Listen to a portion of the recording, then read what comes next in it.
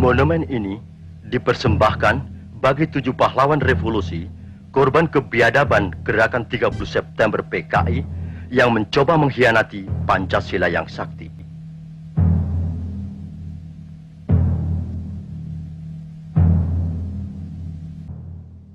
Apa itu Partai Komunis Indonesia? Partai Komunis Indonesia atau yang disebut PKI adalah sebuah partai politik di Indonesia yang telah bubar.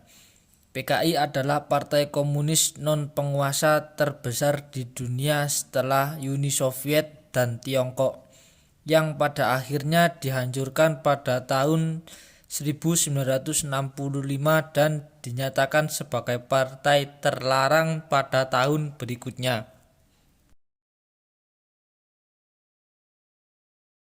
Apa saja sih latar belakang berdirinya Partai Komunis Indonesia? Secara singkat, latar belakang terbentuknya PKI yaitu untuk melawan ideologi kapitalisme yang berkembang pesat di Indonesia. Para tokoh PKI berpendapat bahwa untuk melawan kapitalis yaitu dengan ideologi komunis.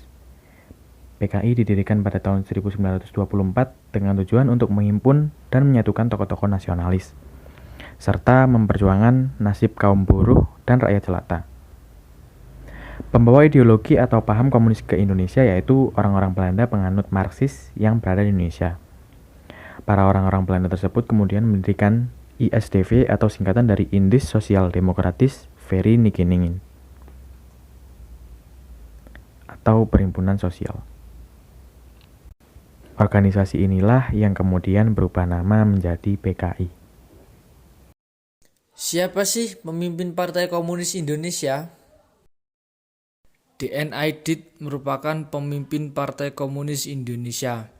Dipa Nusantara Aidit atau dikenal juga dengan D.N. Aidit adalah seorang pemimpin senior Partai Komunis Indonesia atau yang disebut dengan PKI. Lahir pada 30 Juli 1923 dengan nama Ahmad Aidit di Pulau Belitung. Ia akrab dipanggil Ahmad oleh orang-orang yang akrab dengannya. Aidit mendapat pendidikan dalam sistem kolonial Belanda. Tujuan didirikannya organisasi Partai Komunis di Indonesia.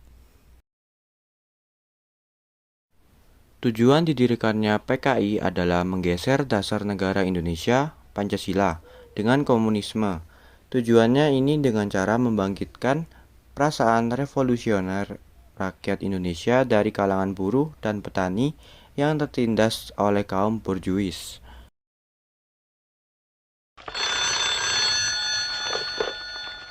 Sudah tentu sumber info Dewan Jenderal tidak hanya satu. Tapi saya kira Badan Pusat Intelijen BPI harus dapat dipercaya.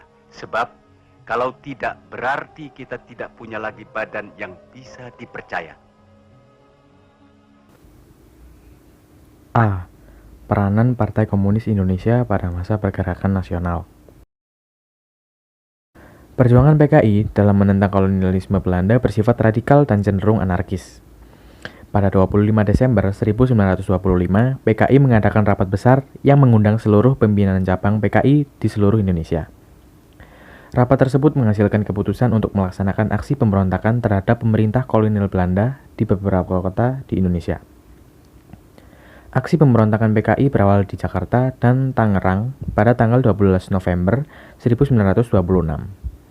Pemberontakan PKI pada tahun 1926 meluas hingga ke Karisidenan, Banten, Bandung, Priangan Timur, Surakarta, Kediri, Banyumas, Pekalongan, dan Kedu. Pada tahun 1927, pemberontakan PKI meluas hingga Pulau Sumatera. Pemberontakan PKI pada tahun 1926 sampai 1927 mengalami kegagalan. Belanda melakukan penangkapan massal, pemenjaraan, pembunuhan, dan pembuangan terhadap anggota PKI. Pada akhirnya, PKI mengalami kehancuran dan seluruh gerakan revolusioner radikal Indonesia dibekukan oleh pemerintah kolonial Belanda. B.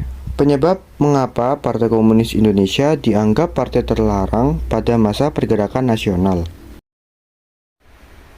Gerakan 30 September 1965 merupakan gerakan yang terjadi pada malam tanggal 30 September yang didalangi oleh PKI.